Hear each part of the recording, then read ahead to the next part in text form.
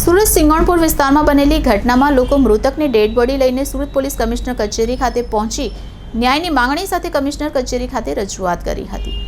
સુરતના સિંગણપુર વિસ્તારમાં નિર્માણાધીન સાઇટ પર કામ કરી રહેલ 15 વર્ષના કિશોરનું નીચે પટકાતા મોત નીપજ્યું હતું। કિશોરનું સ્વિમેરમાં પીએમ માંગ સાથે મૃતદેહ રાત્રે પોલીસ કમિશનર કચેરીમાં લઈ ગયા હતા। આ ઘટનાને પગલે પોલીસ બેડામાં દોડધામ મચી હતી। આ અંગે જાણ થતાં ઉમરા પીઆઈ અને એસીપી સ્થળ પર દોડી ગયા હતા। બાદમાં દેવી પૂજક પરિવારને સમજાવી ન્યાય મળવા બાબતે વિશ્વાસ અપાવતા તેઓ મૃતદેહ લઈ ગયા હતા। અમરોલીના હાઉસિંગ બોર્ડમાં રહેતા 15 વર્ષીય ચિરાગ પ્રકાશ મીઠાપરા સિંગણપુરની નવનિર્મિત સાઇટ પર મજૂરી કામ કરે છે।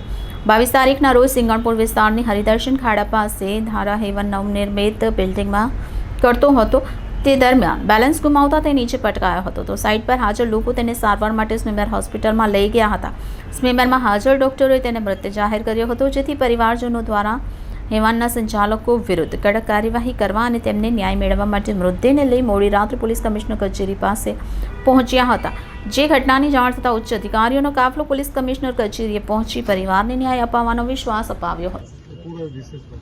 આદરણીય સુરતના પોલીસ કમિશનર સાહેબને ત્યાં અમારે ચિરાગ પ્રકાશ મીઠાપરા જેનું મૃત્યુ થઈ ગયું છે એની બોડીને લઈ અને આદરણીય સીપી સાહેબની કચેરી અમે એટલા માટે આવ્યા છીએ કે સવારથી સાંજ સુધી હજી કોઈ પ્રકારની કાર્યવાહી થઈ નથી અને પરિવારની પ્રકાશભાઈ મીઠાપરાની અને સમસ્ત દેવી પૂજક વિમુક્ત વિચરતી જાતિ જે આદિવાસી કોમ્યુનિટીમાં આવે છે એમની માંગ છે કે વારંવાર જે આ અત્યાચાર થાય છે અને ન્યાય નથી મળતો, એટલા માટે આદરણીય કમિશનર સાહેબને અમે પ્રાર્થના રિક્વેસ્ટ કરવા માટે આવ્યા છીએ અને આદરણીય ગુજરાતના ગૃહમંત્રી શ્રી હર્ષભાઈ સંઘવીને અને મુખ્યમંત્રી ભૂપેન્દ્રભાઈ પટેલને અમારી વિનંતી છે, સાહેબ વારંવાર દેવી પૂજક સમાજ ઉપર જે અત્યાચાર થાય ને ન્યાય નથી મળતો, એટલા માટે આ જસ્ટિસ ફોર ચિરાગને ન્યાય મળે અને દેવી પૂજક સમાજ જ્યાં સુધી એ લોકો જે ગુનેગાર છે એની ઉપર કાયદેસરની કાર્યવાહી નહીં થાય, ગુનો નહીં નોંધાય